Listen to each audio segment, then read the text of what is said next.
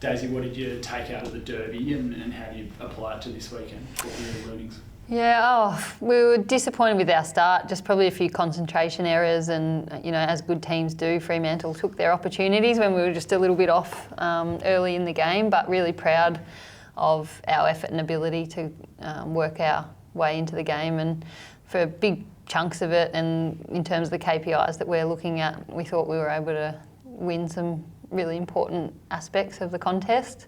Fremantle are a great contest team and really good at owning territory, locking the ball in their front half, and that's why they find themselves where they are. We've got a lot of respect for the way that they play, and we were really proud of our ability to turn around what was a bit disappointing as an effort against Hawthorn in the contest, to be able to win first possession, inside 50s, time in forward half against Fremantle, who are strong in that space.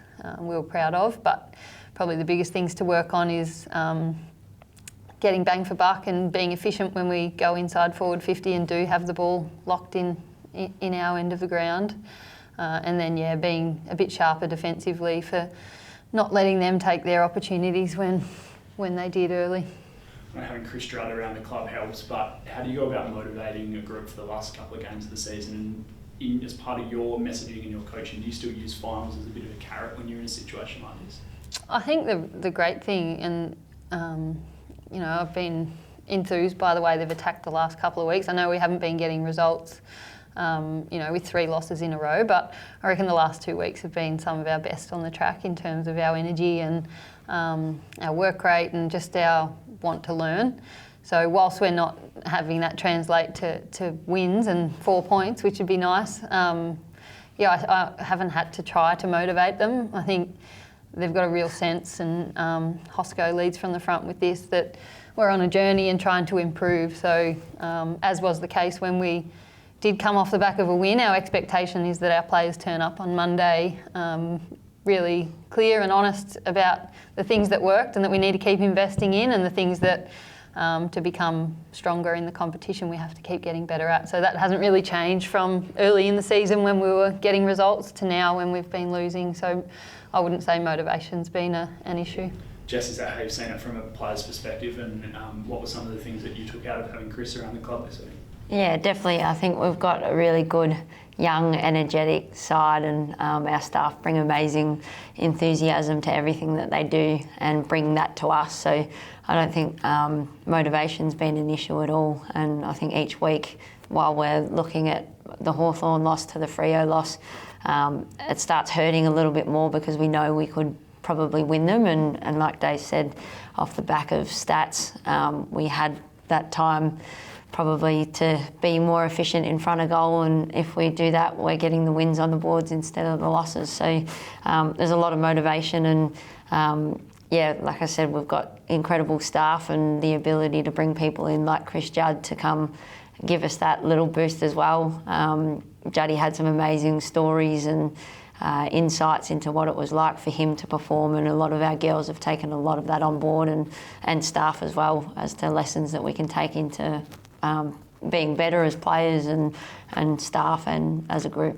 Is it hard not to slip into being a bit of a nuffy when Chris Judd's around? Like, are you still personally to be starstruck by people like that? Or? I'm probably a little bit lucky. I knew him at Carlton, so I got the nuffy side out there and just got to go up and say hello and had a good chat with him here. But I don't know if we've got a few girls that are too young to know who Jaddy are, but I think, his insight and what he brought to the table for us and just gave us another little spark. Not that we needed it, but it's incredible to be able to listen and learn from someone like that. Daisy, on a couple of injured players, how's Jess Wrench going? Is she more unlikely than likely this week? Yeah, unlikely this week. Probably just needs another week with her ankle. She's running really hard and pushing for selection within what she's allowed to do with her rehab, but probably just needs a bit more time. Have you been impressed and pleased with her first season? Absolutely. Wrenchy is what we thought we were getting. She's a competitor. She's an incredible athlete. Really resilient and adaptable to pick up an 18-year-old kid from country Victoria off a farm and ask her to move to the other side of the country. The way that she's attacked her first season of footy's been incredible.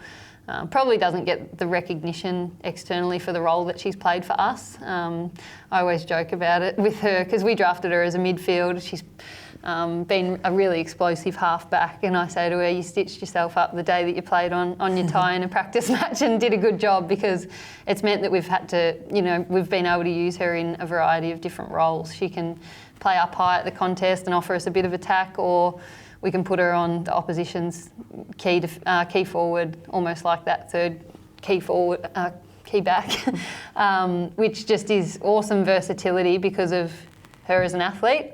But over and above that, it's her mindset and that she's happy to just do whatever it is that the team need her to do. So we really value that about her. It seems a lot of players get a lot out of developing in that sort of half-back role. Do you still see her becoming a midfielder, but using things that you learn playing defence and seeing the game from a different perspective to add to her abilities? Yeah, I think she'll definitely continue to develop and add versatility to her role, and see her getting opportunities up the ground in the midfield in the future, absolutely.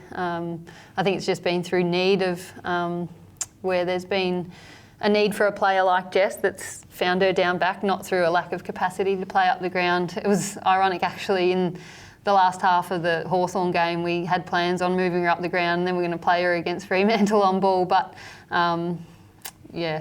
with the injury we just didn't get that chance, but it'll be definitely something that we'll continue to develop in her role. And how's Belinda Smith tracking? She got a nasty corky, so had a really light front end of the week, but trained fully today and will be available.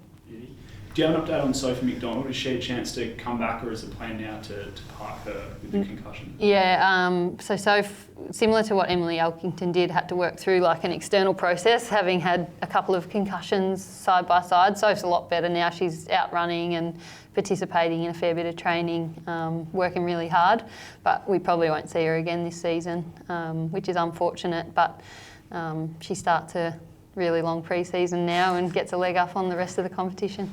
How much planning goes into stopping this Geelong midfield? There are some decent names in there. Yeah, absolutely. Nina Morrison, Georgie Prasparkas, and I think they'll get Amy McDonald back this week as well, plus Becky Webster's a good one to go through there as well. So, yeah, they're really strong. We back in our midfield group to go head-to-head with them and look forward to that challenge. And, really looking forward to see what Sarah LeKay can do in the ruck as well.